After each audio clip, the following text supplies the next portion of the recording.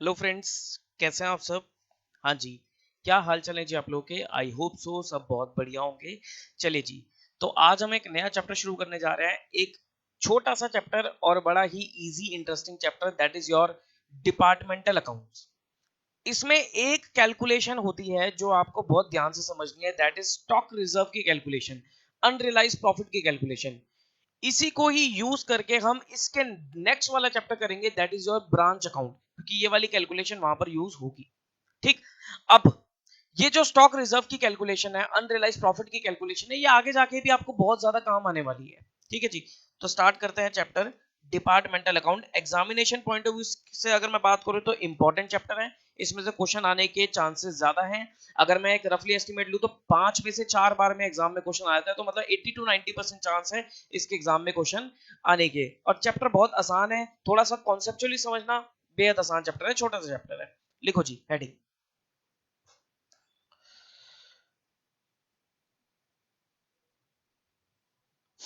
Departmental accounts.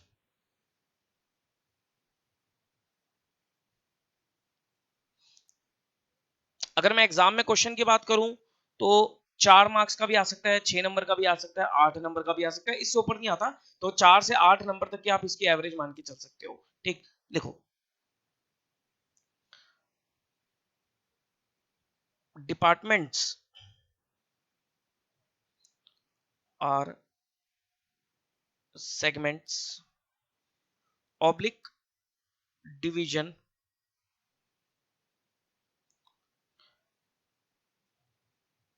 of any entity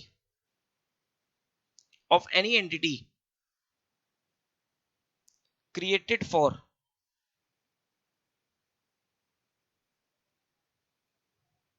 better control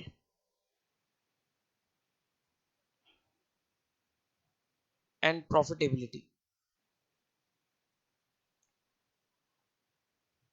These are of two types.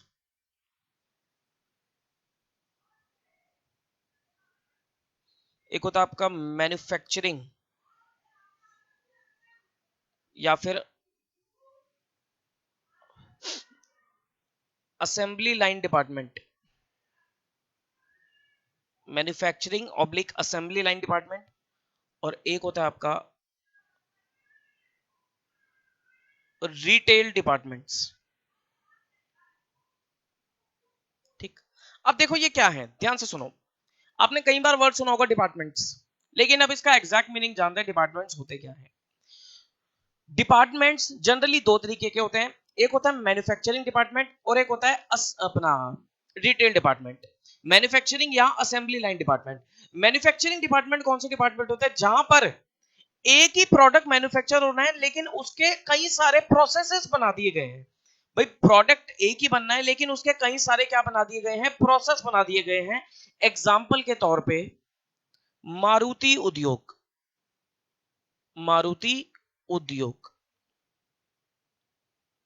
अब क्या होता है मारुति उद्योग में, भाई मारुति कंपनी है कि बहुत बड़ी कार्स बनाती है, लेकिन क्या वो कार सर एक ही जना बना रहा है या एक ही डिपार्टमेंट बना रहा है, नहीं सर। उन्होंने क्या कर रखा है, अपने बिजनेस को, अपने काम को, अपनी प्रोडक्शन को डिपार्टमेंट वाइज डिवाइड कर रखा है कि एक डिपार्टमेंट है जो सिर्फ मशीनरी पे काम कर रहा है, एक डिपार्टमेंट है जो सिर्फ इंजन पे काम कर रहा है, एक डिपार्टमेंट है जो पेंटिंग वगैरह पे काम कर रहा है, एक डिपार्टमेंट है जो फाइनल टच दे रहा है चीज कार को। ठीक, तो क्या है उन्होंने अलग अलग क्या बना रखे हैं, डिपार्टमेंट्स बना रखे हैं। मतलब सबसे पहले मटेरियल आएगा, इंजन आएगा, फिर उसके बाद वो सब चीजें स्टैब्लिश होकर बॉडी वाले के पास जाएगा, बॉडी वाला इंजन फिट करेगा, फिर वो पेंटिंग डिपार्टमेंट के पास जाएगा, पेंटिंग के बाद वो फिनिशिंग के पास जाएगा, फिनिशिंग के बाद एक फाइनल प्रोडक्ट तैयार होगा जो कस्टमर को बेचा जाएगा। मतलब ये जो डिपार्टमेंट्स हैं, ये जो डिपार्टमेंट्स है, ये आपस में क्या है, इंटर रिलेटेड है। मतलब ये कभी भी सामान बाहर बेच ही नहीं सकते, बहुत कम चांस होते हैं जो ये सामान बाहर बेचते हैं। क्योंकि अगर मैं बात करूं मारुति उद्योग, इंजन वाला डिपार्टमेंट है, क्या वो इंजन ऐसी बाजार में बेच देगा, बहुत रेयर चांस है, अनलेस कोई कंपनी उससे इंजन मांग ले तो। होता है कई बार कि होंडा की कार में उन्होंने जो इंजन लगा रखा है वो मारुति से बनवा के लगवा रखा है, हो सकता है होंडा की लेवल अवेलेबल ना हो या होंडा की प्रोडक्शन ना चल रही हो, कुछ भी दिक्कत हो सकती है, तो वो एक रेयर केसेस में होता है। लेकिन जनरली ये क्या करते हैं, सामान बनाया, अगले डिपार्टमेंट को ट्रांसफर किया, अगला डिपार्टमेंट उसमें और काम करता है, फिर वो अगले को करता है, फिर वो और काम करता है, अगले को करता है, फिर फाइनली कंज्यूमर को सामान बेचा जाता है। ठीक। एक होता है रिटेल डिपार्टमेंट। रिटेल डिपार्टमेंट का मतलब क्या होता है कि जहां पर कई सारे डिपार्टमेंट्स हैं लेकिन उन डिपार्टमेंट्स का आपस में कोई लेना देना ही नहीं है। एग्जाम्पल के तौर पे आप कई बार गए होंगे सर बिग बाजार। बिग बाजार में आपने देखा है सर, बिग बाजार में कई सारे डिपार्टमेंट होता है, जैसे फूड बाजार एक अलग है, फैशन बाजार एक अलग है, इलेक्ट्रॉनिक्स बाजार एक अलग है, कंज्यूमर ड्यूरेबल्स की मार्केट एक अलग है।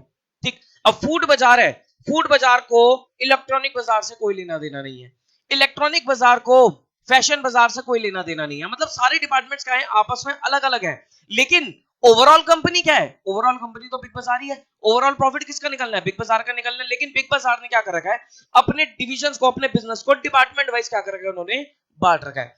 डिपार्टमेंट की बात करो, ब्रांचेस की बात नहीं कर रहा। ब्रांचेस अलग होती हैं।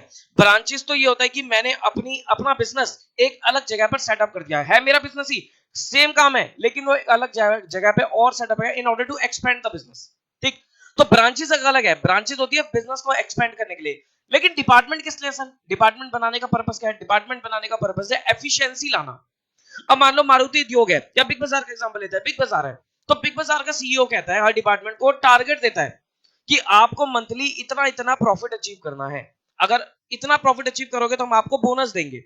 तो हो सकता है फूड बाजार प्रॉफिट अचीव कर जाए, टारगेट अचीव कर जाए, फैशन बाजार ना कर पाए, तो फूड बाजार वाले को क्या मिलेगा, बोनस मिलेगा। तो उस समय फैशन बाजार वाला क्या सोचेगा, वो मोटिवेट हो जाएगा, वो क्या कहेगा, वो कहेगा अब मैं भी मेहनत करूंगा और मैं भी सेल करूंगा सो दैट मेरे को, मैं भी अपने डिपार्टमेंट का प्रॉफिट मैक्सिमाइज कर सकूं और मुझे भी क्या मिले, बोनस मिले।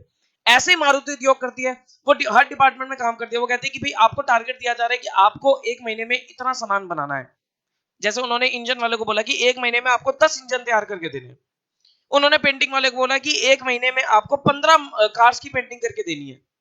तो क्या है, सबको एक टारगेट दिया जा रहा है in order to get the efficiency in the company and in order to maximise the overall profit of the company. इस वजह से डिपार्टमेंट्स क्रिएट करे जाते हैं। ब्रांचेस, ब्रांचेस अलग है। ब्रांचेस का पर्पस क्या रहता है, ब्रांचेस का पर्पस रहता है बिजनेस को एक्सपेंड करना, फैलाना। ठीक, यहां पर बिजनेस नहीं फैलाया जा रहा, यहां पर with in a business efficiency कैसे लाया जाए, ओवरऑल प्रॉफिट को कैसे मैक्सिमाइज किया जाए, इसलिए काम को क्या कर दिया जाता है, डिपार्टमेंट्स में डिवाइड कर दिया जाता है। ठीक, अकाउंटिंग की अगर बात करी जाए तो सर अकाउंटिंग दोनों डिपार्टमेंट्स की अलग है। मैन्युफैक्चरिंग डिपार्टमेंट की अकाउंटिंग अलग है, रिटेल डिपार्टमेंट की अकाउंटिंग अलग है, क्योंकि मैन्युफैक्चरिंग का आपस में लिंक है, हर डिपार्टमेंट का आपस में लिंक है, लेकिन रिटेल डिपार्टमेंट का आपस में कोई लिंक नहीं है। ठीक, आओ जी तो एक एक डिपार्टमेंट करके चलते हैं। लिखो, अगर मैं बात करूं ऑब्जेक्टिव क्या है sir, what is the objective of departmental accounts, कि जो डिपार्टमेंटल अकाउंट्स बनाए जा रहे हैं इनका ऑब्जेक्टिव क्या है, to calculate profit of each department, to calculate profit of each department, हर एक डिपार्टमेंट का इंडिविजुअल प्रॉफिट निकालना, फिर फाइनली कंपनी प्रॉफिट के ऊपर आना। ठीक, तो लिखो,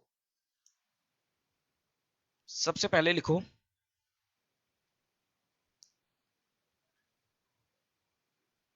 मैन्युफैक्चरिंग डिपार्टमेंट या असेंबली लाइन,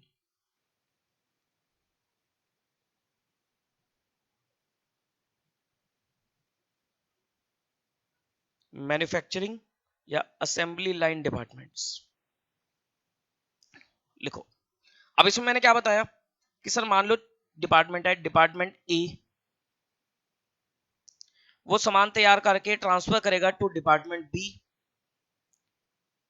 वो सामान तैयार करके ट्रांसफर करेगा टू डिपार्टमेंट सी, वो सामान तैयार करके ट्रांसफर करेगा टू डिपार्टमेंट डी, और ये लेटर से फाइनली कंज्यूमर को सेल करेगा। अब ये क्या करते हैं, ये जो डिपार्टमेंट्स है ये आपस में जो सामान होता है वो अपने सामान के अंदर कुछ ना कुछ प्रॉफिट एलिमेंट ऐड करके देते हैं। मान लो इसके यहाँ इंजन की कॉस्ट पड़ती है 10,000 रुपए, तो वो इसको 10 पे ट्रांसफर ना करके वो क्या करेगा, 12,000 पे ट्रांसफर करेगा। फिर ये 12,000 में अपना काम करेगा तो ऐसे प्रॉफिट और जोड़ेगा, फिर वो प्रॉफिट और जोड़ेगा, फिर फाइनली कंज्यूमर तक जाएगा। सर क्या ऐसे सामान महंगा नहीं हो जाएगा, अगर हर कोई बंदा अपने सामान के अंदर प्रॉफिट प्रॉफिट जोड़ता चला जाएगा तो सर ये कंज्यूमर तक पहुंचते पहुंचते तो बहुत महंगा हो जाएगा। ऐसा कुछ नहीं है, पहले ही डिसाइड हो जाता है कि कंज्यूमर को ये कार, लेट अस से कार, तो कार 10 लाख में बेचनी है, तो वो 10 लाख के प्रॉफिट को क्या करते हैं, बस डिवाइड कर देते हैं बिटवीन द डिपार्टमेंट्स कि भाई 10 लाख का प्रॉफिट, 10 लाख का सेलिंग प्राइस हमें अचीव करना है, तो वो क्या करता है, हर डिपार्टमेंट को टास्क देता है कि आपको इतने में ट्रांसफर करना है, आपको इतने में, आपको इतने में, आपको इतने में, in order to achieve the overall profit. अगर ऐसा नहीं होगा तो हो सकता है सर वो प्रॉफिट वाला जो टारगेट है वो अचीव ना हो पाए। तभी सर जो मारुति उद्योग है वो इतनी सक्सेसफुल है, या कोई भी बड़ी कंपनी इतनी सक्सेसफुल है, because of this concept departmental accounting. Clear है सर? हमने ऐसा ही कुछ ना कॉस्टिंग में पढ़ा हुआ है, in the chapter of process costing जरूर पढ़ा होगा आपने। प्रोसेस कॉस्टिंग, प्रोसेस कॉस्टिंग में भी ये होता है कि सर प्रोसेस ए पे तैयार हुआ, फिर बी पे गया, फिर सी पे गया, फिर फाइनली तैयार हो गया। तो सर क्या प्रोसेस कॉस्टिंग और डिपार्टमेंटल अकाउंटिंग लगभग सेम है? कह सकते हो आपकी लगभग सेम है, लेकिन लेकिन departmental accounting is the latest concept. जो लेटेस्ट चीज यूज हो रही है वो डिपार्टमेंटल अकाउंटिंग है। Process costing is a obsolete process, वो बहुत पुराना तरीका है प्रॉफिट कैलकुलेट करने का, जिसको अब कोई फॉलो नहीं करता। आजकल क्या फॉलो किया जाता है, जो अब लेटेस्ट चल रही है, that is your departmental accounting. ठीक, तो इस वजह से आपको चैप्टर पढ़ाया जाता है। हालांकि प्रोसेस कॉस्टिंग वो आपको पढ़ना होता है, वो कॉस्टिंग में बहुत इंपॉर्टेंट चैप्टर रहता है, तो वो आपको पढ़ना ही पढ़ना है, लेकिन प्रैक्टिकली बात करी जाए तो वो प्रैक्टिकली फॉलो नहीं होता, यही फॉलो होता है डिपार्टमेंटल अकाउंटिंग। ठीक, लिखो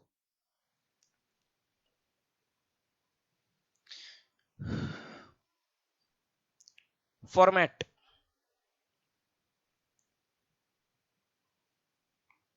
of trading P&L account for each department. हर एक डिपार्टमेंट क्या करेंगे, अपना प्रॉफिट निकालेंगे। प्रॉफिट कैसे निकलता है, ट्रेडिंग P&L अकाउंट बना के। तो देखो नॉर्मली जो आप ट्रेडिंग P&L अकाउंट बचपन से बनाते आ रहे हो, बिल्कुल वही तरीका है।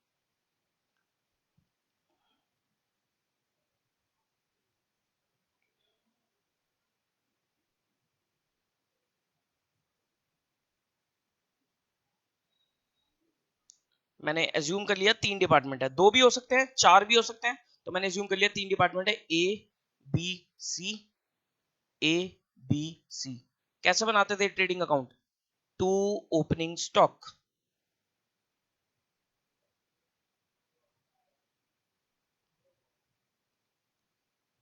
टू परचेजेस,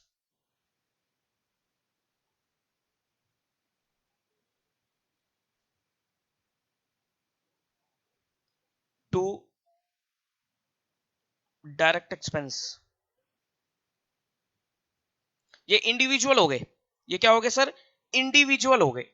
ये हर एक डिपार्टमेंट के इंडिविजुअल हो गया, उसका खुद का स्टॉक, उसकी खुद की परचेज और उसका खुद का डायरेक्ट एक्सपेंस। सर आपने तो बताया कि डिपार्टमेंट बी जो है वो तो सारा सामान डिपार्टमेंट ए से ले रहा है, ऐसा नहीं है। हो सकता है डिपार्टमेंट ए ने तो इंजन सप्लाई किया, अब डिपार्टमेंट बी क्या कर रहा है, उसके ऊपर बॉडी लगा रहा है, तो बॉडी लगाने के लिए जो मटेरियल है, मटेरियल तो हो सकता है बाजार से लेना पड़े। डिपार्टमेंट सी पेंटिंग कर रहा है, डिपार्टमेंट बी ने क्या करा सर, इंजन बॉडी में फिट करके ट्रांसफर कर दिया प्रोडक्ट। लेकिन डिपार्टमेंट सी जो पेंटिंग वगैरह कर रहा है, हो सकता है पेंट उसे बाजार से लेना पड़े, लेबर बाजार से लगवानी पड़े। तो जरूरी नहीं है कि सारा जो सामान है वो पिछले डिपार्टमेंट से आएगा, वो खुद की भी कुछ ना कुछ परचेज करके चल सकता है। ठीक, उसका खुद का ओपनिंग स्टॉक भी हो सकता है जो लास्ट टाइम बच गया था। भाई पेंटिंग डिपार्टमेंट है, कोई लास्ट ईयर पेंट बच गया था तो वो पेंट यूज करेगा ना।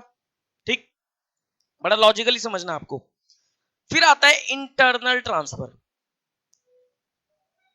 इंटरनल ट्रांसफर मींस परचेजेस, कि विद इन द डिपार्टमेंट क्या परचेज हुई है, बाय इंटरनल ट्रांसफर। कि sir with in the department क्या सेल हुई है। अब मुझे बताओ, ये तो परचेज साइड है, दिस इज परचेज साइड, और ये क्या है, सेल साइड। अगर मैं बात करूं सर, ए ने कुछ इंटरनली परचेज करी हो सकती है, ए ने कुछ इंटरनली परचेज करी हो सकती है, आंसर इज नो। सर ए से पहले तो कुछ है ही नहीं, तो ए इंटरनली परचेज कहां से करेगा। हाँ, ए सेल जरूर कर सकता है। ए किसको सेल कर सकता है, बी को, तो बी ने परचेज करी होगी। फिर बी सेल कर सकता है किसको, सी को, सी ने परचेज करी होगी। लेकिन सी इंटरनली किसी को नहीं दे सकता, सेल कर सकता, क्यों, क्योंकि सी के बाद तो कोई है ही नहीं, सी के बाद तो सीधा कंज्यूमर है, वो सेल्स में जाएगा। वो किस में जाएगा, बाय सेल्स में जाएगा। तो सी क्या करेगा, फाइनली सेल्स करेगा। बी और ए सेल्स मैन्युफैक्चरिंग में जनरली नहीं होती है, रिटेल डिपार्टमेंट में होती है, मैन्युफैक्चरिंग में नहीं होती है। चांसेस कम है, बट अगर दे दे तो आपको वो ले लेना है, उससे कोई इतना फर्क नहीं पड़ेगा आपको। ठीक, बाय क्लोजिंग स्टॉक, भाई इन तीनों का आपस में स्टॉक भी हो सकता है। भाई ए के पास कुछ स्टॉक हो सकता है इंजन का, बी के पास कुछ स्टॉक हो सकता है अपना जो भी बॉडी वगैरह है, सी के पास पेंट्स वगैरह का स्टॉक हो सकता है। और फिर इनका क्या निकलेगा, जीपी निकलेगा। ये इनका ग्रॉस प्रॉफिट हो गया।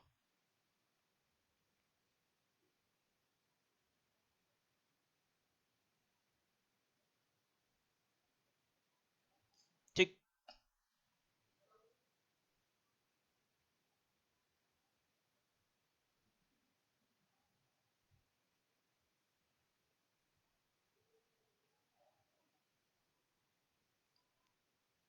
Bye GP.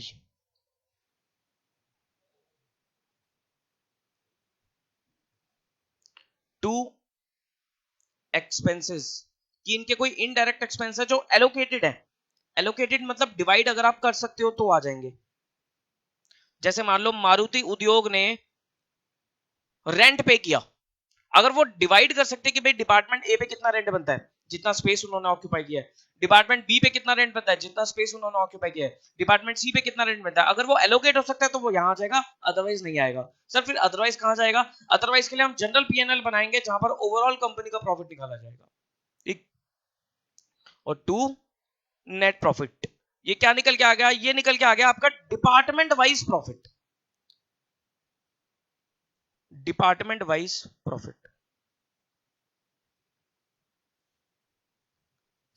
सर क्या मैं ये कह सकता हूं कि ये जो डिपार्टमेंट वाइज प्रॉफिट है इन तीनों को ऐड कर दो तो ओवरऑल कंपनी का प्रॉफिट, क्या मैं ऐसा कह सकता हूं कि जो डिपार्टमेंट वाइज प्रॉफिट है इन तीनों को ऐड कर दो तो ओवरऑल कंपनी का प्रॉफिट? बिल्कुल नहीं कह सकता, बहुत गलत स्टेटमेंट है। क्यों? क्योंकि सर अभी कुछ ऐसे एक्सपेंस भी हो सकते हैं जो ओवरऑल कंपनी के हैं जो अभी एलोकेट नहीं किए गए, जनरल एक्सपेंस है जो एलोकेट नहीं हो पा रहे, तो कंपनी क्या करेगी, तीनों डिपार्टमेंट के प्रॉफिट में से वो खर्चा माइनस करेगी, फिर निकल के आएगा उनका कंपनी का प्रॉफिट। ठीक है, लेकिन अभी इसमें स्टॉक रिजर्व भी होता है, वो बताऊंगा।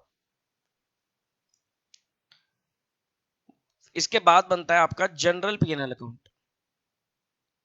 General PNL account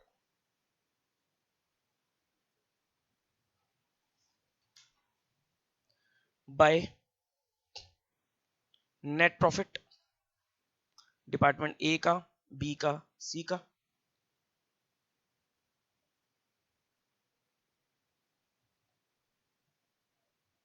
by opening stock reserve. अभी इसको छोड़ देना पॉइंट को, इसके लिए मैं बताऊंगा स्टॉक रिजर्व कैसे निकलेगा। ओपनिंग भी और क्लोजिंग भी, ये समझ लो आप। टू एक्सपेंसेस, कोई अनएलोकेटेड नेचर के एक्सपेंस है तो अनएलोकेटेड, तो वो आ जाएंगे यहां पर। टू क्लोजिंग स्टॉक रिजर्व, और ये निकल के आएगा to profit, overall profit of the company. अभी स्टॉक रिजर्व पे होल्ड दे रहा हूं, ये डिस्कस करेंगे अभी।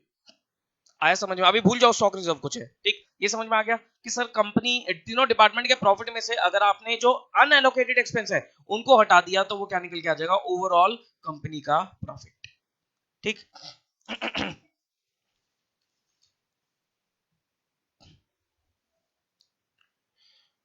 नोट लिखो, note.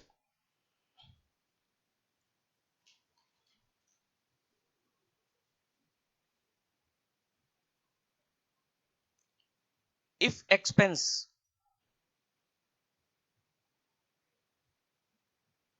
Can be allocated to departments,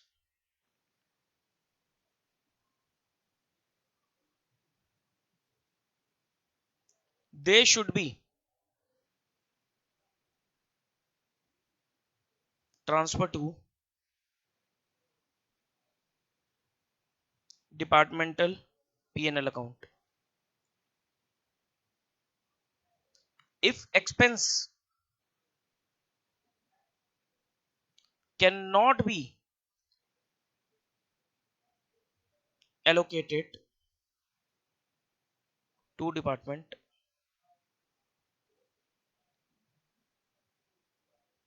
it should be transferred to general P&L account. ठीक है जी, ओके ठीक है, एक मिनट रुकना।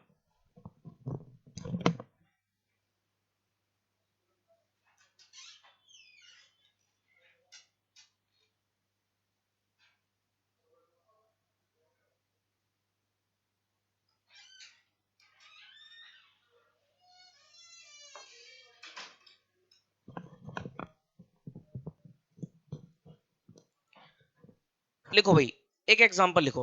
अब एक एग्जांपल से कॉन्सेप्ट को समझते हैं क्या कहते हैं। नोट हो गया सारा?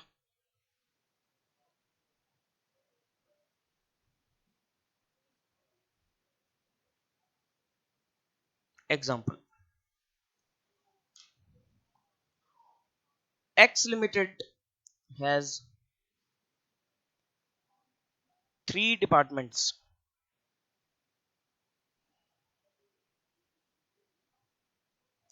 Following information is available. A, B, C, ये 3 डिपार्टमेंट्स हैं। Opening stock 3000, 4000, 6000। Consumption of direct material, purchase ही हो गया एक तरीके से। भाई मैन्युफैक्चरिंग है तो वो मटेरियल परचेज करती है, तो परचेज की जगह आप क्या दिखाते हो? कंज्यूम दिखाते हो कि मटेरियल का opening stock plus purchase minus closing stock. Directly PNL में क्या दिखाते हो कि मटेरियल कंज्यूम कितना है, वो दिखा दिया मैंने यहाँ पर, consumption of direct material. Treated like purchase, normal purchase ही है ये, 12000 nil. Wages 5000, 10000 nil. Closing stock 4000, 14000, 8000। Sales nil nil, 34000। अब क्या हो रहा है देखो, मान लो सर कोई भी एग्जांपल ले लो, लेट अस से मेरे पास ये पड़ा है सैनिटाइजर, मेरे पास हैंड सैनिटाइजर पड़ा है, ठीक। अब डिपार्टमेंट ए का काम क्या है? डिपार्टमेंट ए का काम है कि सर ये जो केमिकल है ना, जो इसके अंदर केमिकल है वो केमिकल बनाता है। डिपार्टमेंट बी का काम क्या है कि भैया ये जो बॉटल है ना, ये बॉटल बाजार से लेता है और इसके अंदर केमिकल डालता है और उसको पैक करके डिपार्टमेंट सी को भेज देता है, और डिपार्टमेंट सी क्या करता है? कंज्यूमर को बेचता है, ठीक। तो डिपार्टमेंट ए, जिसके बाद जो एक केमिकल उन्होंने सैनिटाइजर बनाया, उसका स्टॉक पड़ा है 3000 का, प्लस सैनिटाइजर बनाने के लिए और केमिकल बनाने के लिए और सैनिटाइजर बनाने के लिए उन्होंने बाजार से 8000 का केमिकल लिया, 5000 रुपए की लेबर लगाई, और अभी भी उनके पास 4000 रुपए का सैनिटाइजर का स्टॉक पड़ा हुआ है, ठीक। इसका मतलब कुछ ना कुछ उन्होंने बी को ट्रांसफर कर दिया होगा, सेल नहीं दे रही, इसका मतलब उन्होंने बी को कुछ ना कुछ ट्रांसफर कर दिया। बी बी क्या करता है? बी बाजार से लेता है, तो बी के पास बाजार से ली हुई 4000 बॉटल्स पड़ी हुई हैं, प्लस 12000 की और बॉटल्स उसने बाजार से ली, 10000 की लेबर लगाई, और उसके बाद 14000 का स्टॉक बचा हुआ है। इसका मतलब वो बॉटल भर भर के उसने सी को ट्रांसफर करा। सी के पास 6000 रुपए की बॉटल्स पहले से पड़ी हैं, उसने, क्योंकि वो कुछ खरीदता नहीं है, वो सारा बी से ही लेता है सामान, तो ना उसका मटेरियल ना उसकी वेजेस, लेकिन उसके पास स्टॉक पड़ा हुआ है, और 34,000 रुपए का सामान उसने बाजार में कंज्यूमर को बेच दिया। समझ में आया डिपार्टमेंटल का काम? समझ में आया डिपार्टमेंट्स का काम? अब सर ये तो दे ही नहीं रखा कि ए ने बी को कितना बेचा, बी ने सी को कितना ट्रांसफर किया। बेचना, बेचने की बजाय ट्रांसफर वर्ड यूज करना कि ए ने बी को कितना ट्रांसफर किया, बी ने सी को, वो दे रखा है। नीचे देखते हैं, लिखो, this is very important information. Stock of each department is to be valued at cost of each department। Sir इस लाइन का मतलब क्या हुआ? Stock of each department is to be valued at cost of each department. मान लो ए ने B को जो सामान बेचा, और अगर ए ने उस पर प्रॉफिट ऐड किया है, ध्यान से सुनना, ए ने बी को कुछ सामान ट्रांसफर किया और ए ने उसके ऊपर कोई प्रॉफिट ऐड किया है, तो डिपार्टमेंट बी के लिए उस सामान की कॉस्ट क्या रहेगी? ये बहुत इंपॉर्टेंट पॉइंट है, आगे बहुत यूज करोगे आप इस चीज को, ध्यान से सुनना। ए ने बी को मान लो कुछ सामान ट्रांसफर किया, ये दोनों एक ही कंपनी के डिपार्टमेंट है, लेकिन डिपार्टमेंट ए ने डिपार्टमेंट बी को कुछ सामान ट्रांसफर करा है और प्रॉफिट जोड़ के सामान बेचा है। तो डिपार्टमेंट बी के लिए कॉस्ट क्या रहेगी? डिपार्टमेंट बी के लिए वही कॉस्ट रहेगी जिस प्राइस पर उसने ए से लिया है। मान लो मैंने आपको 10,000 रुपए का फोन, मेरे लिए, मैं डिपार्टमेंट ए हूं, आप डिपार्टमेंट बी हो, मैंने आपको 10,000 रुपए का सामान 1,000 रुपए प्रॉफिट ऐड करके 11,000 रुपए में ट्रांसफर कर दिया। आपने कितने में खरीदा? आपने 11,000 में खरीदा। अगर मैं पूछूं आपके लिए उस सामान की कॉस्ट क्या है, तो आप क्या बोलोगे? आप बोलोगे 11,000 रुपए कॉस्ट है भाई आपके लिए। मेरे लिए क्या थी? 10,000 रुपए, मैंने 1,000 रुपए का प्रॉफिट जोड़ा हुआ है, तो मेरे लिए 11,000 रुपए सेलिंग प्राइस है, और आपके लिए वो 11,000 क्या है? आपके लिए 11,000 रुपए वो कॉस्ट कहलाएगी।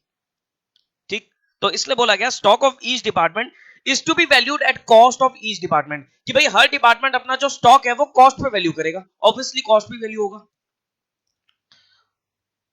ट्रांसफर ट्रांसफर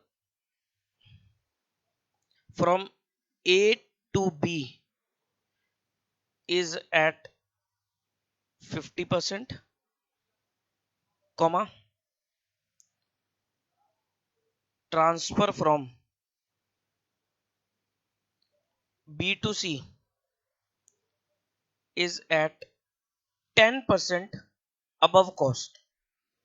इसका मतलब क्या हुआ कि सर ए जो भी सामान बी को ट्रांसफर करता है उसमें कॉस्ट प्लस 50% का प्रॉफिट ऐड करता है, और बी जो भी सामान सी को ट्रांसफर करता है उसमें कॉस्ट प्लस 10% का प्रॉफिट ऐड करता है, यानी कि profit is percentage on cost, based on cost. ठीक है, तो हर डिपार्टमेंट की आपको कॉस्ट चाहिए, निकल जाएगी, अभी देखते हैं।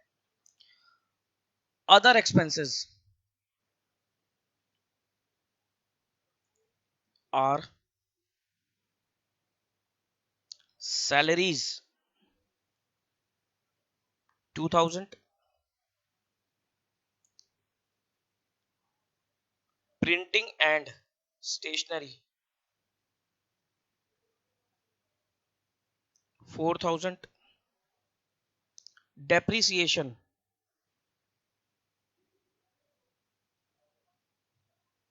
3,000,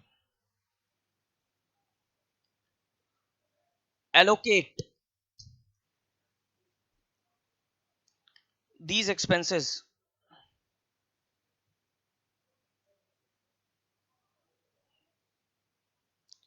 in the ratio of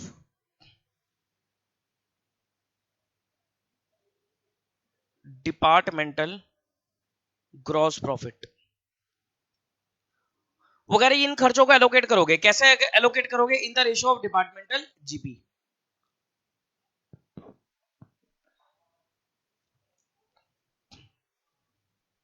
ठीक,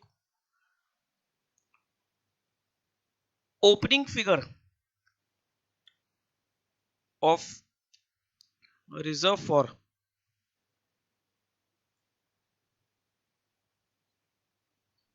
unrealized profit, unrealized profit means stock reserve only, unrealized profit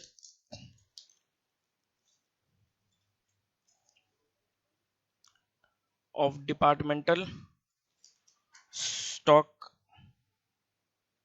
are, ये बेसिकली क्या दे रखा है आपको? ओपनिंग स्टॉक रिजर्व दे रखा है, ए का, बी का, ए का है 1,000, बी का है 2,000।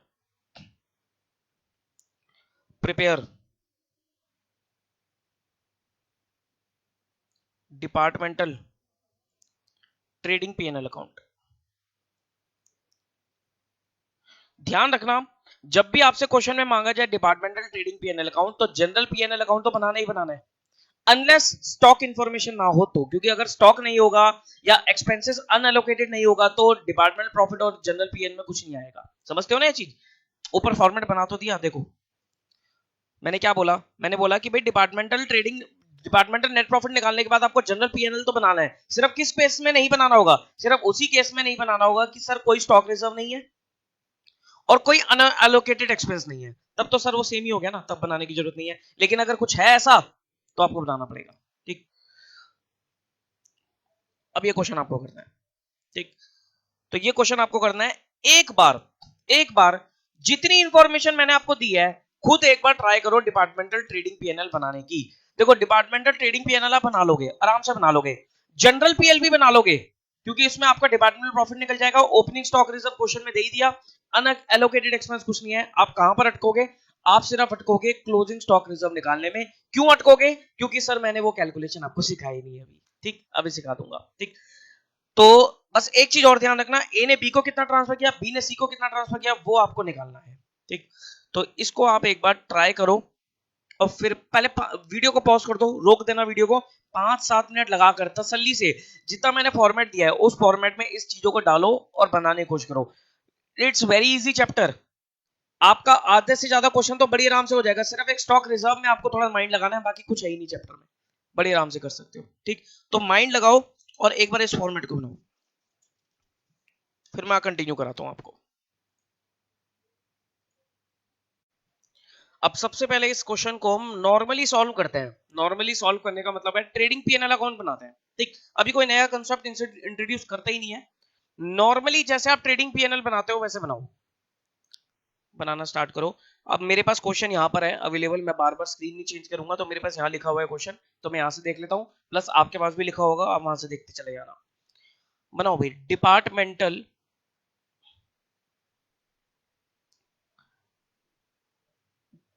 Trading PNL account.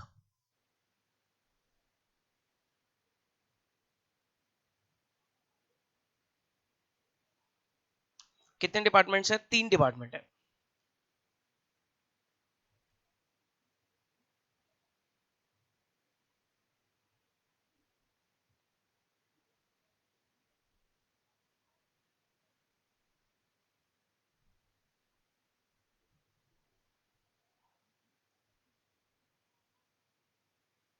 Particulars department A B C, particulars A B C, ठीक। बनाओ भाई। सबसे पहले आपको दे रखा opening stock 2, opening stock 3000,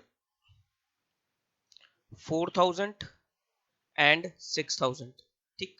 consumption of direct material 2, direct material A ने कितना डायरेक्ट मटेरियल खरीदा? 8000 का खरीदा, मतलब ये इन्होंने खुद खरीदा, ये डिपार्टमेंट ने खुद खरीदा है मटेरियल। ए ने डिपार्टमेंट ए ने 8000 का मटेरियल खरीदा, बी ने 12000 का मटेरियल खरीदा, सी ने खुद कुछ भी नहीं खरीदा, ठीक। वेजेस, अब मटेरियल खरीदा है तो वेजेस भी लगा, लेबर को भी लगाया होगा उसके ऊपर। तो डिपार्टमेंट ए ने 5000 की वेजेस लगाई, डिपार्टमेंट बी ने 10,000 की वेजेस लगाई, डिपार्टमेंट सी ने कोई भी वेजेस नहीं लगाई। इससे ये पता लग रहा है थोड़ा थोड़ा, इससे ये आइडिया हो रहा है कि सी जो भी है, सी खुद कुछ भी नहीं करता, सी बी से ही एज इट इज सामान ले लेता है। सी क्या करता है? बी से ही एज इट इज सामान लेकर आगे सेल कर देता है, ठीक।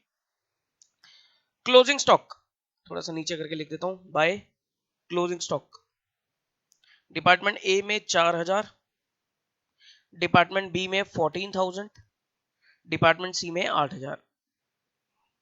सेल्स, बाय सेल्स, कस्टमर को सेल कौन कौन कर रहा है? ना ए कर रहा ना बी कर रहा, सारा सेल कौन कर रहा है? सी कर रहा है। यानी कि डिपार्टमेंट ए और बी जो है वो कुछ कस्टमर को सेल नहीं करते, वो आगे अगले डिपार्टमेंट को ट्रांसफर कर देते हैं, ठीक। वो कहता है stock of each department is to be valued at cost of each department, transfer from A to B at 50%, transfer from B to C at 10% above cost, and other expense are salaries वगैरह वगैरह।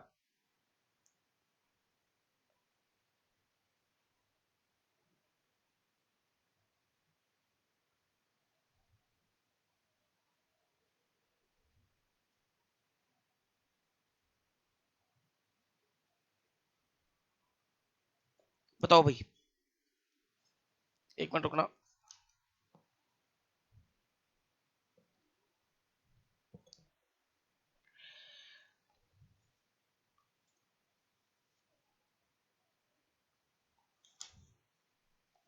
देखो भाई, वो कह रहा है stock of each department is to be valued at cost to each department, ठीक है। वो कह रहा है हर डिपार्टमेंट का जो स्टॉक होगा वो उस डिपार्टमेंट की कॉस्ट पर वैल्यू किया जाएगा, उस पर्टिकुलर डिपार्टमेंट की कॉस्ट पर वैल्यू किया जाएगा। Transfer from A to B at 50%, वो कह रहा है ए जो है वो बी को 50% पे सामान बेचता है। ए ने बी को जो इंटरनल ट्रांसफर किया वो 50% पे किया। अब देखो ए ने बी को कितने में ट्रांसफर किया होगा, 3000 प्लस 8000 11000 प्लस 5000 16000, 16 माइनस 4 4000 का तो स्टॉक अवेलेबल है 12000। अब वो कह रहा है 12000 का सामान उसने बी को ट्रांसफर कर दिया, लेकिन 50% प्रॉफिट ऐड करने के बाद। तो 12000 का 50% कितना होगा, 6000, यानी कि 12 प्लस 6 कितने में ट्रांसफर किया होगा, 18000 में। समझ रहे हो या नहीं कि सर 3000 इसका खुद का स्टॉक था, प्लस 8000 प्लस 5000 माइनस 4000, सीओजीएस निकल गया एक तरीके से, opening plus purchases less closing, ये सीओजीएस निकल गई। सीओजीएस कितनी आ रही है, 12000। और वो कह रहा है कि जो भी ट्रांसफर करा जा रहा है वो कॉस्ट प्लस 50% पे ट्रांसफर करा जा रहा है, यानी कि 12000 प्लस 50% ऑफ 12000, यानी कि 12 प्लस 6 दैट इज 18000। तो 18000 का इंटरनल ट्रांसफर है, इंटरनल ट्रांसफर 18000। ए ने ट्रांसफर करा किसको, बी को, तो बी के लिए परचेज हो गया एक तरीके से, टू इंटरनल ट्रांसफर।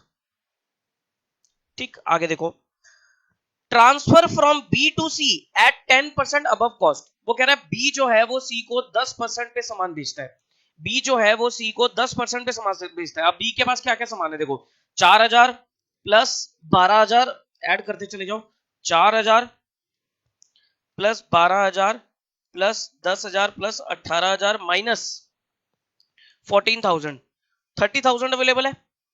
कितना है, 30000 अवेलेबल है। कैसे sir, sir 4000 plus 12000 plus 10000 plus 18000, ये 18000 भी तो ट्रांसफर करेगा भाई। जो ए से सामान आया बी के पास, तो बी उसमें से भी सी को ट्रांसफर कर सकता है भाई, परचेज ही तो है एक तरीके से। तो 4 plus 12 plus 10 plus 18, 4 plus 12 plus 10 plus 18 minus stock कितना बचा हुआ है 14000, तो इसकी सीओजीएस आती है 30000। 30000 प्लस 10% ऑफ 30000, तो 33000 हो गया, 33000 हो गया, 33000। ये कुछ नहीं करता ट्रांसफर, और ये किसी से नहीं लेता ट्रांसफर। ये आ गया हमारे पास। तो अब आप यहां से क्या निकाल सकते हो, जीपी निकाल लो, 2 जीपी, 2 जीपी। बताओ भाई, ए का अगर मैं जीपी बोलूं तो ए का कितना जीपी है, 18 plus 4 minus 3 minus 8 minus 5, 6000। B का माइनस माइनस 3000, सी का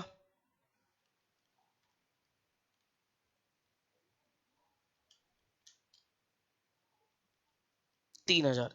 ये इनके रिस्पेक्टिव डिपार्टमेंटल ग्रॉस प्रॉफिट आ गए। आगे देखो, पीएल अगर आप बनाओगे बाय जीपी 6 3 3, वो कह रहा है other expenses are salary 2000, to salary 2000 की, printing and stationery, printing and stationery 1000 की, रेंट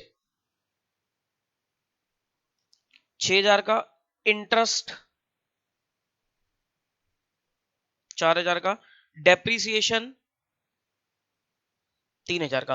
वो कह रहा है इन सब खर्चों को आपको जीपी रेशो में, मतलब इस जीपी रेशो में एलोकेट करना है। अगर आप जीपी रेशो बताओगे, ये 6 3 3, ये क्या आ रही है 2:1:1, तो जो भी खर्चे है उसको 2:1:1 में डिवाइड कर दो। तो 2000 इंटू 2/2 3 4 4, तो हो गया 1000, कितना था 6, सॉरी 2000 डिवाइडेड बाय 4, 500, 1000, 500, 500। अगला था हमारे पास printing stationery 1000, 1000 divided by 4, 250, 250 into 500, 250, 250। Rent का खर्चा है 6000, 1500, ये हो गया 3000, 1500, 1500। इंटरेस्ट 4000 हो गया, तो 2000, 1000, 1000 और depreciation 3000 divided by 4, 1500, 750, 750।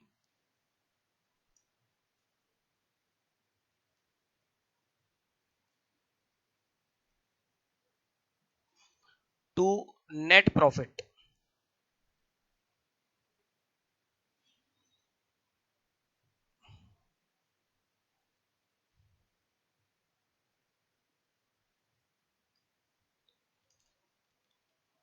Minus 1000 minus 500 minus 3000 minus 2000, net loss आ रहा है बाय नेट लॉस 2000, इधर 3000 minus 500 minus 250 minus 1500 minus minus 750, 1000 का नेट लॉस इसका, 3000 minus 500 minus 250 minus 1500 minus 1000 minus 750, 1000 इसका। ठीक है जी, 2000, 1000 और 1000। ओके, तो नेट प्रॉफिट तो कुछ है ही नहीं। अब मैं आपसे पूछता हूं, अगर मैं आपसे बोलूं कि मुझे ये बताओ कि पूरी कंपनी का ओवरऑल नेट लॉस कितना है, पूरी कंपनी का ओवरऑल नेट लॉस कितना है, तो सर बच्चे बोलेंगे कि ये लो सिंपल सी बात है सर, 2000 प्लस 1000 प्लस 1000 यानी कि 4000 रुपए का कंपनी का ओवरऑल नेट लॉस है। आंसर इज रॉन्ग, ऐसा नहीं है।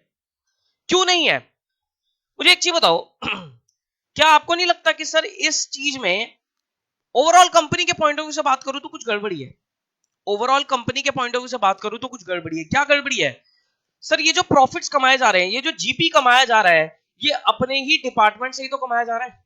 अगर मैं ए की बात करूं तो ए ने जो भी प्रॉफिट कमाया वो बी से कमाया, बी ने जो भी प्रॉफिट कमाया वो सी से कमाया, हाँ सी ने बाहर से कमाया, सी ने बाहर से कमाया, लेकिन ए और बी ने जो प्रॉफिट अर्न कर लिया ये तो गलत है, ये तो गलत है, ये तो अपने ही डिपार्टमेंट से उन्होंने कमा लिया। बोलो ना, अपने आप से ही प्रॉफिट कमा लिया। और फिर भी क्या हुआ सर, ए के पास कुछ सामान बचा हुआ है, बी के पास भी कुछ सामान बचा हुआ है, सी के पास भी कुछ सामान बचा हुआ है। तो इसका मतलब ये तीनों का जो स्टॉक है ये ओवर वैल्यूड है, इन्फ्लेटेड आ रहा है। क्यों? क्योंकि इसमें पिछले डिपार्टमेंट का प्रॉफिट जुड़ा हुआ है।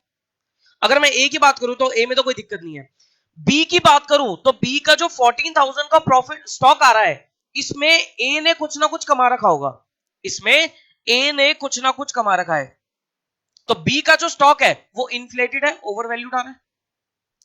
ऐसी अगर सी की बात करूं तो सी का जो स्टॉक है इस पे ए और बी से सामान आया था, भाई आया था ना, सी के पास ए और बी से सामान आया था, तो इस पर ए और बी ने दोनों ने कुछ ना कुछ कमा रखा है, तो सी का जो स्टॉक आ रहा है वो भी ओवर वैल्यूड आ रहा है। तो मुझे पहले तो ये ओवर वैल्यूएशन हटानी पड़ेगी ना, मुझे ओवर वैल्यूएशन हटानी पड़ेगी क्लोजिंग स्टॉक में भी और ओपनिंग स्टॉक में भी। इस ओवर वैल्यूएशन हटाने को बोलते हैं हम अनरियलाइज प्रॉफिट को एलिमिनेट करना, या कहते हैं स्टॉक रिजर्व को हटाना। तो अभी अगर मैं आपसे बात करूं कि ओवरऑल कंपनी का जो प्रॉफिट या लॉस है अगर आप डिपार्टमेंट वाइज ऐड कर दोगे तो वो गलत हो जाएगा। क्यों गलत हो जाएगा? क्योंकि सर अभी इसमें से कुछ ना कुछ अनरियलाइज प्रॉफिट भी है, वो आपको रिमूव करना पड़ेगा, स्टॉक रिजर्व हटाना पड़ेगा। ठीक, लो इसको बेहतर ही समझते हैं। मान लो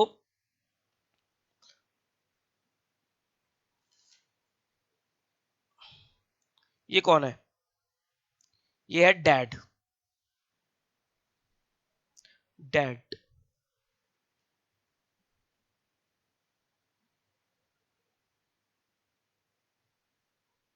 ये है सन वन, पहला बेटा, और ये है दूसरा बेटा, इसको थोड़ा सा शरीफ बनाते हैं, ये है सन टू, सन टू। ठीक, अब देखो हुआ क्या, डैड ने एक 10,000 रुपए का मोबाइल खरीदा, डैड ने क्या करा, एक 10,000 रुपए का मोबाइल खरीदा और वो उन्होंने अपने पहले बेटे को ट्रांसफर कर दिया, बेच दिया कितने में, 11,000 रुपए में, 11,000 रुपए में मोबाइल बेच दिया। अगर मैं आपसे पूछूं डैड के लिए इस मोबाइल की कॉस्ट कितनी है, 10,000, लेकिन पहले बेटे के लिए सन वन के लिए मोबाइल की कॉस्ट कितनी है, 11,000 रुपए। इस पर डैड ने कितना कमा लिया, 1,000 रुपए का प्रॉफिट कमा लिया।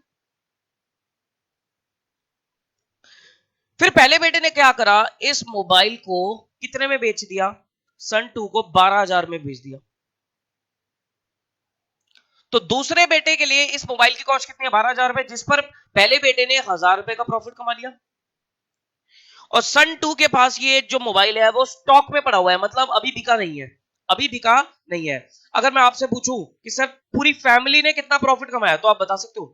पूरी फैमिली ने, ये फैमिली होगी ना, पूरी फैमिली ने कितना प्रॉफिट कमाया, तो आप बोलोगे कि सर 1,000 प्लस 1,000, 2,000 रुपए फैमिली ने कमा लिया। अगर आप ऐसा बोलोगे तो सर बिल्कुल ही गलत हो गया, तो ये तो गलत हो गया। ऐसे तो अगर ऐसा होने लग गया तो कोई भी धंधा क्यों करेगा, कोई भी बिजनेस क्यों करेगा, सब क्या करेंगे, अपनी फैमिली में समान काम करने लग जाएंगे। एक दूसरे को देगा, दूसरा तीसरे को देगा, तीसरा चौथे को देगा। तो ऐसे थोड़ी ना होता है।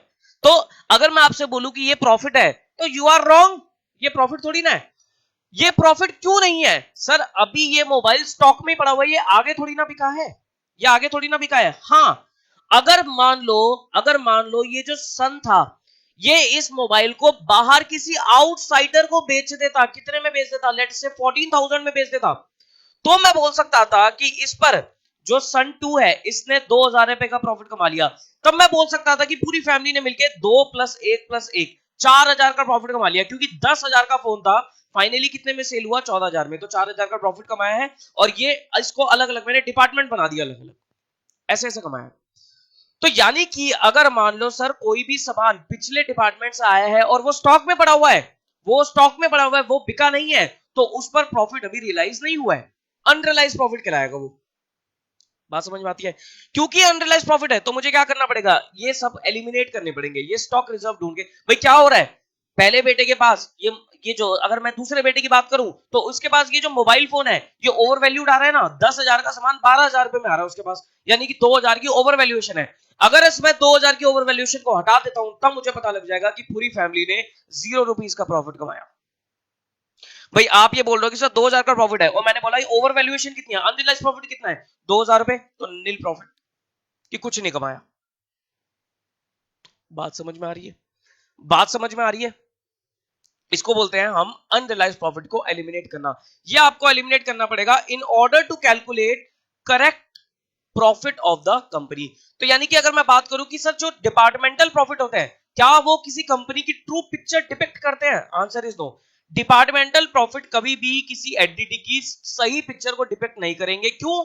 बिकॉज वहां पर सर कुछ ना कुछ ओवर वैल्यूएशन ऑफ स्टॉक हो सकती है, which needs to be eliminated in order to get overall profit of the company.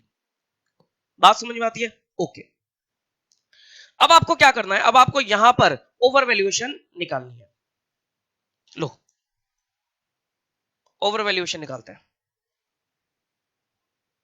देखो, working note 1, calculation of stock reserve,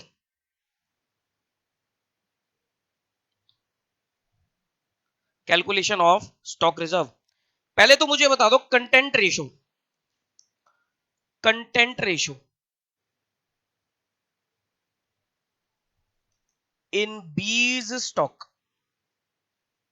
बताओ भाई, बी के स्टॉक में ए का कितना कंटेंट है, चेक करके बताओ कि सर ये जो बी का जो स्टॉक है, ये जो बी का 14,000 का स्टॉक है, इसमें ए का कितना कंटेंट है, इसमें ए का कितना कंटेंट है। देखो, बी के पास जो सामान था उसमें ए का कितना कंटेंट है।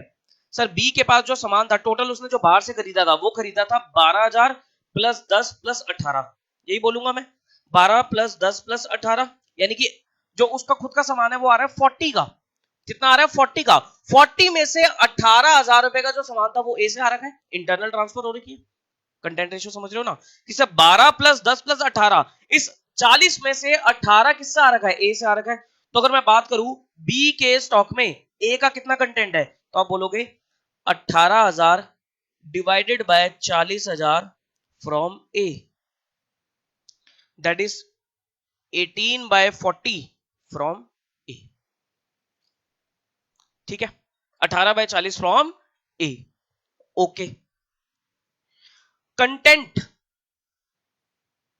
रेशो इन सीज स्टॉक, अगर मैं सी के स्टॉक की बात करूं तो सी के पास कितना है सर, देखो सी के पास कुछ भी नहीं था, टोटल 33 था और सारा का सारा किससे आ रखा है, बी से आ रखा है। सी के पास सारा का सारा बी से आ रखा है, तो सी का तो जो कंटेंट है वो 100% हो गया। 33,000 divided by 33,000 from B, that is 100% from B. या आप ऐसे लिख दो 33/33 फ्रॉम बी, कैसे भी लिख लो। सर ए का क्यों नहीं निकाला कंटेंट, ए का कंटेंट क्यों नहीं निकाला, क्योंकि ए कहीं से ट्रांसफर ले ही नहीं रहा था, ए तो पहला ही डिपार्टमेंट था, वो कहीं से ट्रांसफर नहीं लेता था, तो ए के पास कोई कंटेंट हो ही नहीं सकता। बी के पास कंटेंट है ए का, सी के पास कंटेंट है बी का, और सी के पास ए का भी कंटेंट है, वो बाद में आएंगे। ठीक, ओके।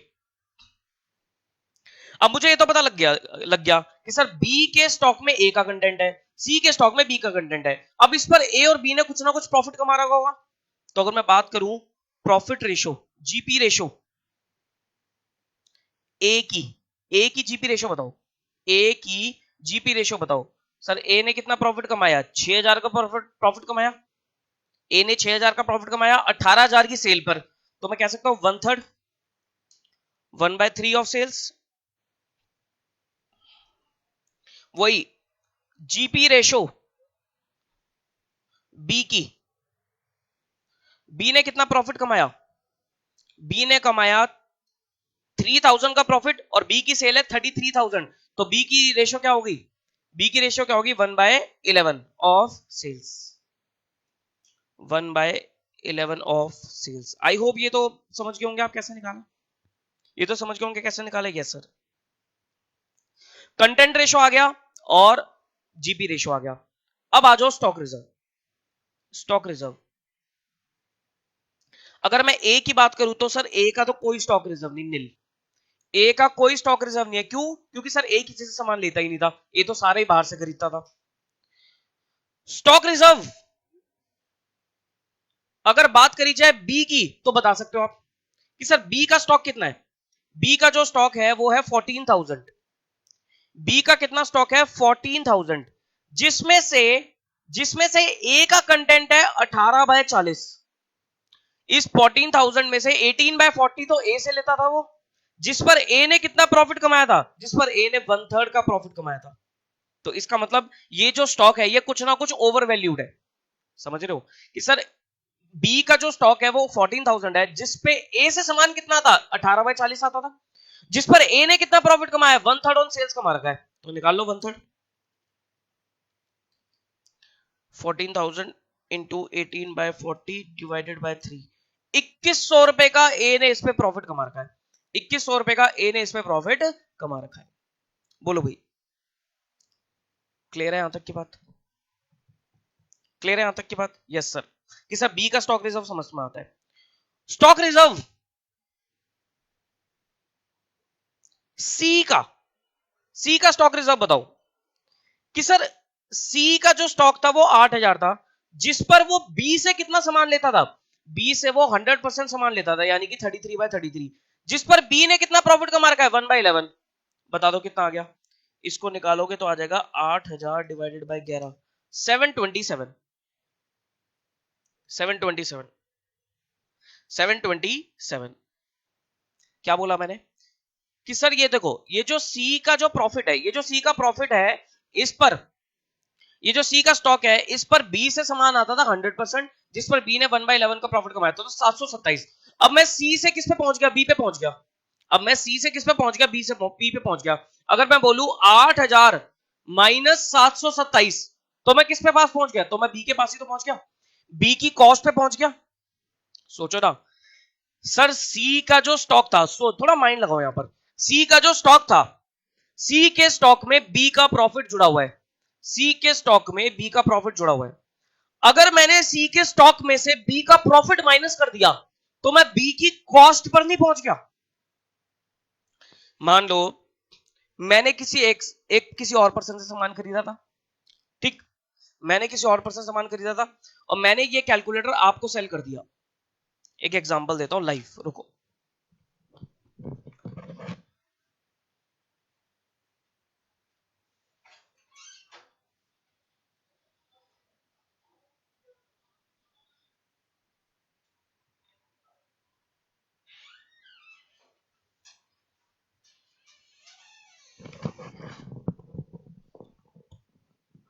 इधर आओ, देखो मान लो शी इज डिपार्टमेंट ए, मैं डिपार्टमेंट बी हूं और आप डिपार्टमेंट सी हो, ठीक। अब ये कैलकुलेटर इनके पास है, ये कैलकुलेटर इनके पास है, इनके पास कैलकुलेटर की कॉस्ट है लेटर से 1000 रुपीज, कितने रुपए की, 1000 रुपए की। इन्होंने मेरे को सेल किया ये कैलकुलेटर कितने में, 1200 रुपए में, 200 रुपए का प्रॉफिट रख के इन्होंने ये कैलकुलेटर मुझे 1200 में बेचा। अब मैंने इस कैलकुलेटर को आपको 200 रुपए का प्रॉफिट रख के कितने में सेल कर दिया, 1400 में सेल कर दिया। तो आपके पास इस कैलकुलेटर की कॉस्ट कितनी है, 1400, मेरे पास कितनी है, 1200, इनके पास कितनी है, 1000। अगर मैं ये बोल दूं कि आपके पास जो कैलकुलेटर की कॉस्ट 1400 है, उसमें से आप मेरा प्रॉफिट हटा दो, मेरा प्रॉफिट कितना था, 200 रुपए, तो 1400 माइनस 200 रुपए अगर आपने कर दिया तो आप 1200 पे आ गए। तो 1200 क्या है, मेरी तो कॉस्ट है, 1200 क्या है, मेरी तो कॉस्ट है।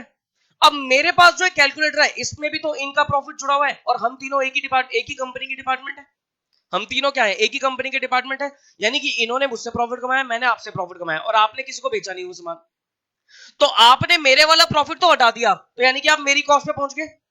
अब मैं क्या करूंगा, मैं इनके वाला प्रॉफिट हटा दूंगा, फिर मैं इसकी एक्चुअल कॉस्ट पे आ जाऊंगा। यानी कि आपके पास जो स्टॉक पड़ा हुआ है वो दो बारी ओवर वैल्यूड है। कैसे ओवर वैल्यूड है, मेरा भी प्रॉफिट जुड़ा हुआ है प्लस इनका भी प्रॉफिट जुड़ा हुआ है, यानी कि डिपार्टमेंट बी का भी प्रॉफिट जुड़ा हुआ है, डिपार्टमेंट ए का भी प्रॉफिट जुड़ा हुआ है। तो यानी कि हमेशा सी के स्टॉक में से डिपार्टमेंट बी और डिपार्टमेंट ए दोनों के प्रॉफिट को क्या करना पड़ता है, एलिमिनेट करना पड़ता है।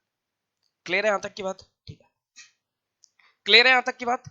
तो यानी कि जो आपके पास स्टॉक है, तो पहले आपने मेरा प्रॉफिट उसमें से माइनस करा, मेरी कॉस्ट पर आ गए। अब देखो 8000 माइनस 727 कितना आता है, ये जो भी आएगी वैल्यू 7273, ये 7273 मेरी तो कॉस्ट है, लेकिन मतलब डिपार्टमेंट बी की तो कॉस्ट है, लेकिन उसमें डिपार्टमेंट ए का भी प्रॉफिट जुड़ा हुआ है। कैसे कि सर इसमें से 18/40 तो डिपार्टमेंट ए का कंटेंट था, जिस पर डिपार्टमेंट ए ने 1/3 का प्रॉफिट कमाया था। बताओ कितना आएगा, इंटू 18,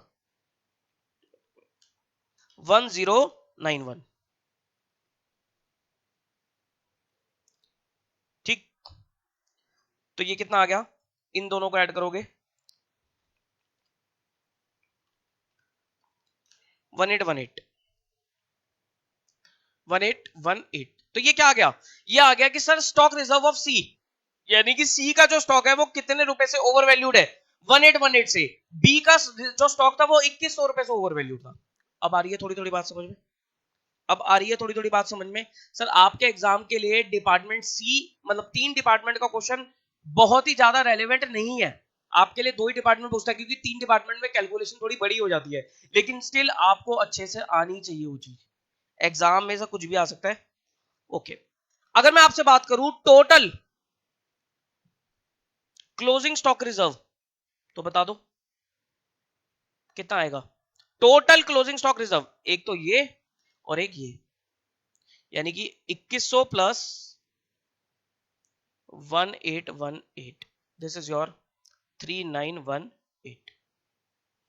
ये आपने स्टॉक रिजर्व क्या करा, एलिमिनेट कर दिया। अब अगर आप बनाओगे general PNL account, general PNL account, तो व्हाट यू विल राइट,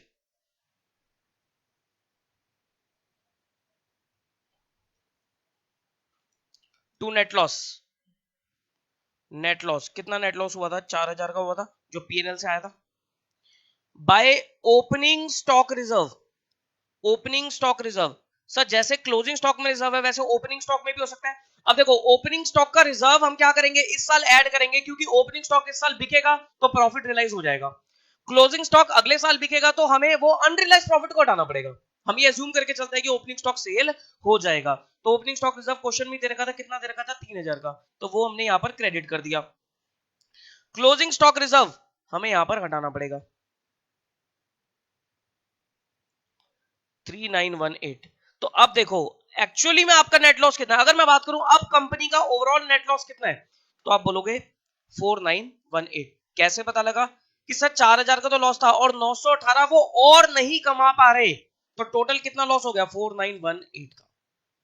आप इसको ओपनिंग क्लोजिंग को नेट करके भी दिखा सकते हो, आगे जाके हमें नेट ही करना है। बोलो भाई समझ में आई कहानी। समझ में आई कहानी? तो मतलब आपको हर डिपार्टमेंट में चेक करना पड़ेगा कि जो उसका क्लोजिंग स्टॉक है कहीं उसमें पिछले डिपार्टमेंट का कंटेंट तो नहीं है। अगर पिछले डिपार्टमेंट का कंटेंट है तो ऑब्वियसली पिछले डिपार्टमेंट ने कुछ ना कुछ प्रॉफिट कमाया होगा, तो जो भी उसने प्रॉफिट कमाया होगा वो स्टॉक रिजर्व बन जाएगा, उसको एलिमिनेट करना पड़ेगा, हटाना पड़ेगा। क्लियर? बोलो भाई, क्लियर है यहां तक की बात? यस। एक क्वेश्चन और लिखते हैं, एक क्वेश्चन और करते हैं, फिर हम बुक के क्वेश्चंस में आ जाएंगे।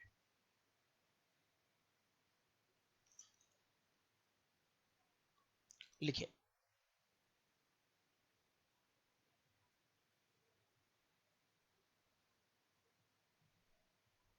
एग्जाम्पल सीधा फॉर्मेट बना देता हूं।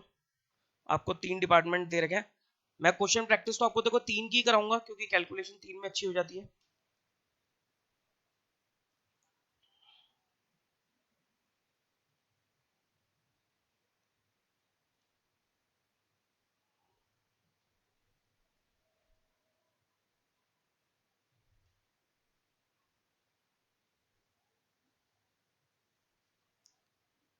ए B C, A B C,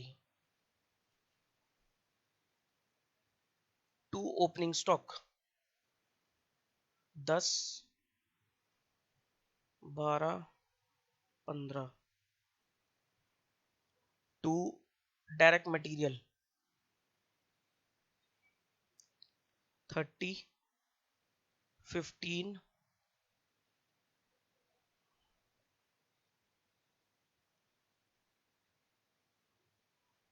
10,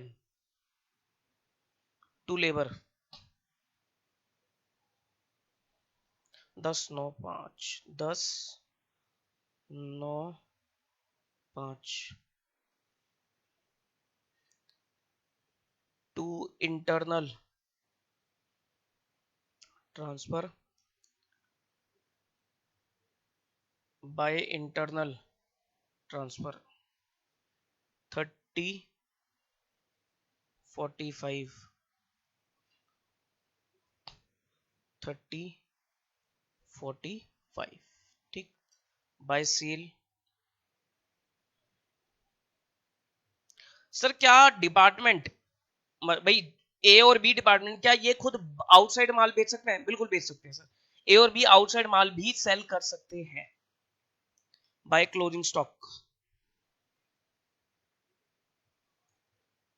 30 36 and 40, 2 GP 10 15 30, 10 15 30।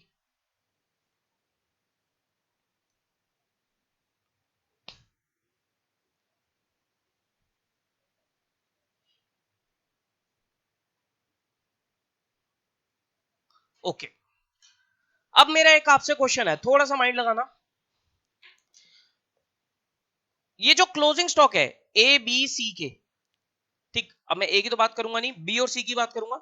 ये जो बी और सी का क्लोजिंग स्टॉक है ये ओवर वैल्यूड कब नहीं होगा? कब नहीं होगा? सोचो ना कि सर बी और सी का जो स्टॉक है वो ओवर वैल्यूड कब नहीं होगा। सिंपल सी बात है सर, बी का स्टॉक ओवर वैल्यूड तब नहीं होगा जब बी के पास कुछ भी सामान ए से नहीं आ रहा। अब चेक करो इस क्वेश्चन में, क्या बी के पास ए से सामान आ रहा है? बिल्कुल सर, 30,000 का सामान उसके पास ए से ही आ रहा है। ऐसे सी के पास 45,000 का सामान बी से आ रहा है और फिर बी ए से भी ले रहा होगा कुछ ना कुछ। यानी कि ये जो स्टॉक है इनके, ये बी और सी के स्टॉक है, ये ओवर वैल्यूड कब नहीं होंगे? जब यहां पर कोई इंटरनल ट्रांसफर नहीं है, जब यहां पर कोई इंटरनल ट्रांसफर नहीं है। अब मैं आपसे कॉन्ट्राडिक्ट करूंगा इस बात पे, क्या बोलूंगा कि सर इंटरनल ट्रांसफर तो है, लेकिन मैं फिर भी कह रहा हूं कि बी और सी का जो स्टॉक है वो ओवर वैल्यूड नहीं है। कब हो सकता है ऐसा केस? सोचो क्या कह रहा हूं मैं कह रहा हूं सर बी और सी का जो स्टॉक है, क्लोजिंग स्टॉक है, वो ओवर वैल्यूड नहीं है, बट वो पिछले डिपार्टमेंट से सामान लेते हैं, इंटरनल ट्रांसफर हो रहा है, इंटरनल ट्रांसफर हो रहा है, लेकिन बी और सी का जो स्टॉक है वो ओवर वैल्यू नहीं है। कब नहीं होगा? सर ये तब नहीं होगा जब पिछले डिपार्टमेंट ने कोई प्रॉफिट नहीं जोड़ा होगा, यानी कि पिछला डिपार्टमेंट कॉस्ट पे ही ट्रांसफर करे जा रहा है सामान। अब जैसे एग्जांपल लिया था मैंने, ए था, मैं बी था, आप सी थे, वो 1000 रुपए का कैलकुलेटर मान लो ए डिपार्टमेंट ने मुझे 1000 रुपए सेंड किया, मैंने भी आपको 1000 रुपए सेंड किया, अब इंटरनल ट्रांसफर तो है लेकिन आपके पास जो स्टॉक है वो ओवर वैल्यूड नहीं है। क्यों? क्योंकि पिछले डिपार्टमेंट ने कोई प्रॉफिट नहीं जोड़ा। तो दो केसेस हो सकते हैं, या तो सर इंटरनल ट्रांसफर हो ही ना, दूसरा केस इंटरनल ट्रांसफर है बट पिछले डिपार्टमेंट जो है वो कोई भी प्रॉफिट ऐड नहीं करते, मतलब internal transfer is made at cost. Internal transfer किस पर हो रहा है? कॉस्ट पर हो रहा है। क्लियर हो रही है बात? तो ये आपको एक बना के दे दिया, prepare general P&L account assuming expense unallocable। जो अनएलोकेबल एक्सपेंस होते हैं वो सीधा कहां डेबिट हो जाते हैं? जनरल पीएल में डेबिट हो जाएंगे। ठीक, चलो भाई, अब इस क्वेश्चन को आपको करना है। अब आपको क्या करना है? क्लोजिंग स्टॉक रिजर्व निकालना है और ओपनिंग स्टॉक रिजर्व भी निकालना है। कोशिश करना नेट करने की, अगर नेट ना हो तो कोई दिक्कत नहीं है, आप क्लोजिंग स्टॉक रिजर्व अलग निकालो, ओपनिंग स्टॉक रिजर्व अलग निकालो। ठीक, फिर नेट करना मैं आपको बता दूंगा।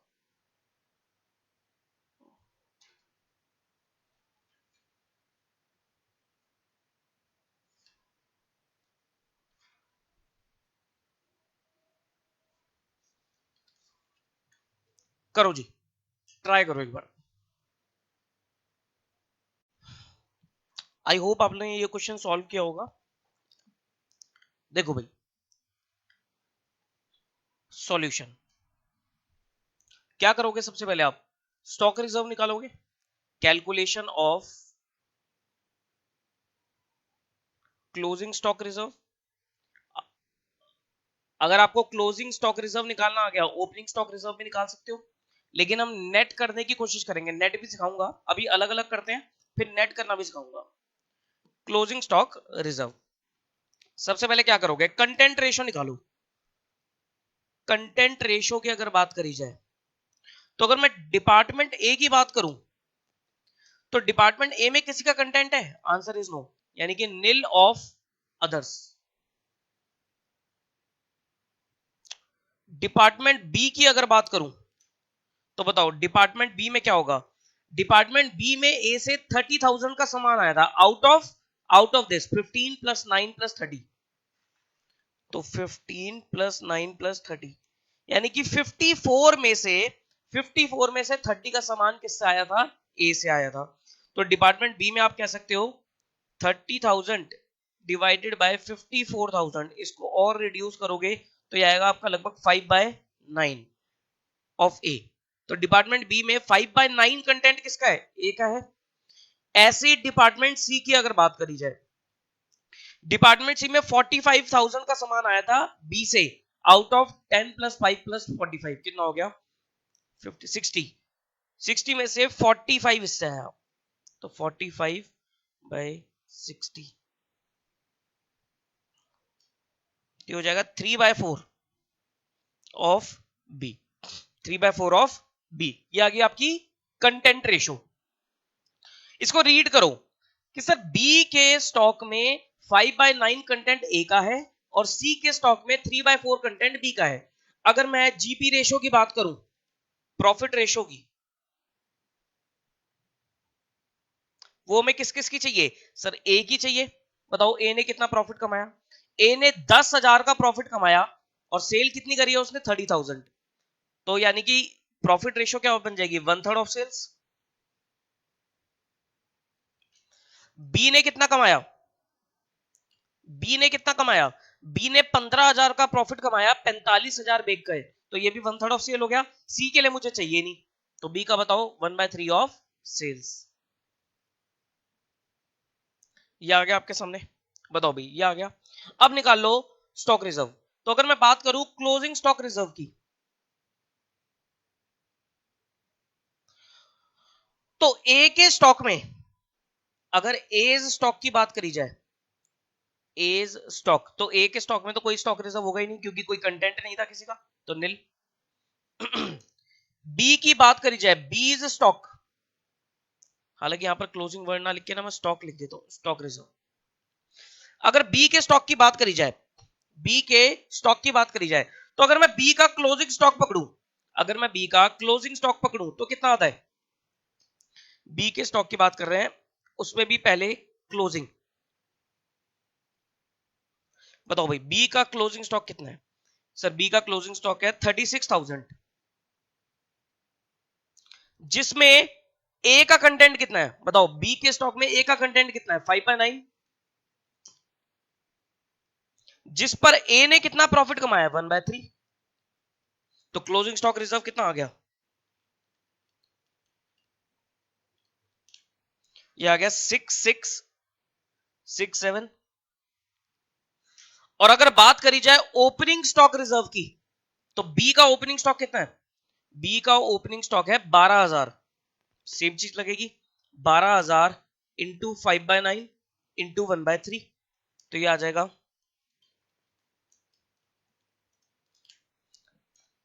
2222। तो ये बी का क्लोजिंग स्टॉक रिजर्व हो गया 6667, और ये बी का ओपनिंग स्टॉक रिजर्व हो गया। या तो आप सब कुछ अलग अलग निकालना शुरू कर दो, नहीं तो मैं नेट कर देता हूं। नेट कैसे करूंगा, अगर मैं सीधा कर दूं कि sir closing stock minus opening stock, यानी कि 36 माइनस 12, सीधा 24,000 के ऊपर निकाल दो स्टॉक रिजर्व, तब भी तो बात बन जाएगी, तब भी तो बात बन जाएगी। नेट करके डेबिट कर दूंगा सीधा। सर अगर ओपनिंग स्टॉक क्लोजिंग से ज्यादा है तो क्रेडिट होगा, अगर क्लोजिंग स्टॉक ओपनिंग से ज्यादा है तो डेबिट होगा। ये तो आप नॉर्मली समझते हो, क्योंकि क्लोजिंग स्टॉक रिजर्व डेबिट होता है जनरल पीएल में, और ओपनिंग स्टॉक रिजर्व क्रेडिट होता है, तो जो भी चीज ज्यादा होगी वो वाली साइड आप करोगे। ठीक, तो यहां पर आप कितना डेबिट करोगे, 4445, ये आ गया। ये बी की बात होगी। अब अगर मैं सी की बात करूं, सीज स्टॉक, सी के स्टॉक की बात करूं, नेट करो, सी के स्टॉक को नेट करो, सी के स्टॉक को आप नेट करो। सर सी का क्लोजिंग स्टॉक, सी का क्लोजिंग स्टॉक है 40 और ओपनिंग है 15, तो 40 माइनस 15 कितना हो गया, 25,000। तो सीधा आप बोलोगे कि 25,000 इंटू, सी में बी का कंटेंट कितना था 3/4, जिस पर बी ने कितना प्रॉफिट कमाया 1/3, कितना आ गया 25,000 इंटू 3/4 डिवाइडेड बाय 3, 6250, 6250।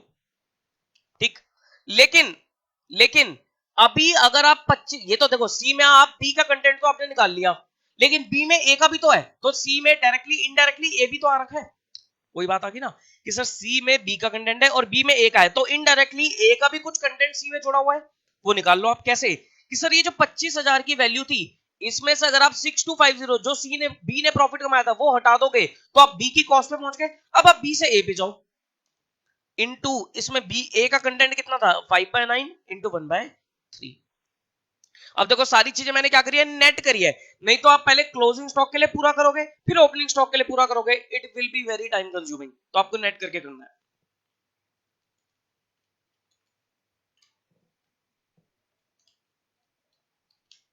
3472 गलत आ रहा है तो,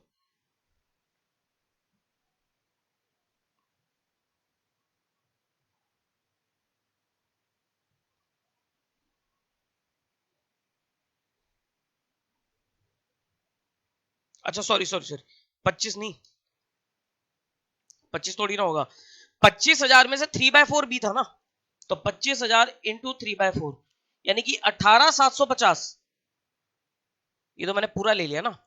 अब उसमें 3/4 बी था, तो 18,750 जो बी था उसमें से बी का प्रॉफिट ही तो माइनस करोगे ना भाई। 25,000 तो टोटल सी का स्टॉक था, 25,000 तो टोटल सी का स्टॉक था, लेकिन 25 में से 3/4 बी था, तो यानी कि 18,750 बी का सामान है, जिसमें बी ने 6250 का प्रॉफिट ऐड कर रखा है, तो 6250 अपने माइनस करा, तो 18,750 माइनस 6250। अब एक्चुअली में बी की कॉस्ट कितनी है 12,500, 12,500 इंटू 5/9 डिवाइडेड बाय 3, तो ये आ गया आपका 2315, 2315। अब इन दोनों को आप टोटल करके बोल सकते हो कि स्टॉक रिजर्व होगा 6250 प्लस 2315, 8565। बोलो भाई, क्लियर है यहां तक की बात। ठीक, तो आपको नेट करके देखना है, लेकिन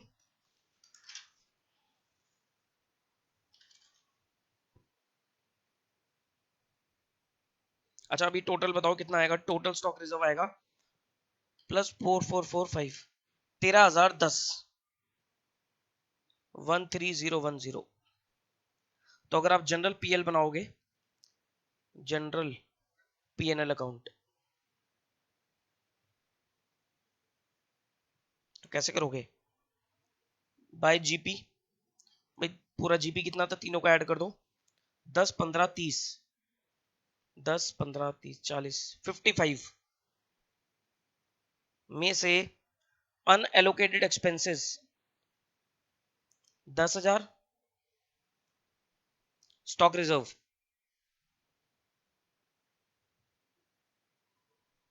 13010, to net profit.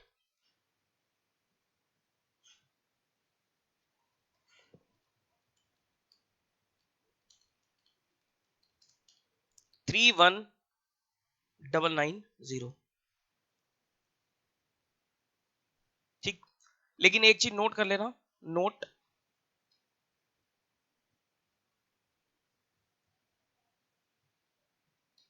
Shortcut will B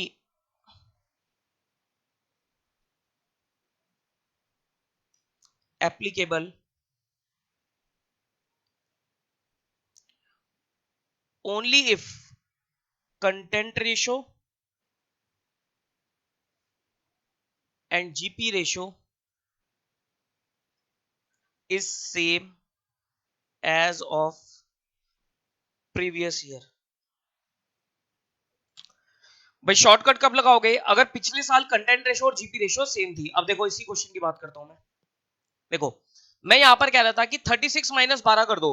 अगर मान लो ये फैक्टर्स में चेंज आता, कंटेंट रेशियो चेंज होती या जीपी रेशियो चेंज होती, तो क्या आप शॉर्टकट लगा सकते थे, शॉर्टकट फिर थोड़ी ना लगेगा। शॉर्टकट तो तभी लगेगा ना जब ये दोनों फैक्टर, जब हमारी कंटेंट रेशियो और जीपी रेशियो पिछले साल और इस साल सेम है, तभी हमारा शॉर्टकट लगेगा। तो you have to read the question कि क्या कंटेंट रेशियो और जीपी रेशियो पिछले साल भी सेम थी। अगर सेम थी तो आप ओपनिंग स्टॉक, तो आप शॉर्टकट लगा सकते हो। अगर अलग है तो सर ओपनिंग स्टॉक में आपको अलग यूज करना पड़ेगा फिर। ठीक, क्लियर है यहां तक का पॉइंट। चलो भाई अब हम करेंगे बुक के क्वेश्चन फ्रॉम नेक्स्ट क्लास, अगली क्लास से, आज वाली क्लास में नहीं। आज तो सिर्फ हमने कॉन्सेप्ट डिस्कस किया। तो देखो असेंबली डिपार्टमेंट में आपका तो मेन कॉन्सेप्ट जो है ना इस चैप्टर में, वो स्टॉक रिजर्व ही है। तो आपको स्टॉक रिजर्व की कैलकुलेशन समझ में आनी चाहिए, बाकी तो कुछ भी नहीं है इस चैप्टर में, बेहद आसान है। रिटेल डिपार्टमेंट का थोड़ा अलग कंसेप्ट है, मेमोरेंडम अकाउंट्स बनते हैं, वो अलग है। असेंबली डिपार्टमेंट में आपका इसके अलावा कुछ नहीं है। ठीक, छोटा सा चैप्टर है, आराम से हो जाएगा। चलो ठीक है जी, चलो फिर अब हम कंटिन्यू करेंगे अगली क्लास में। Till then take care of yourself.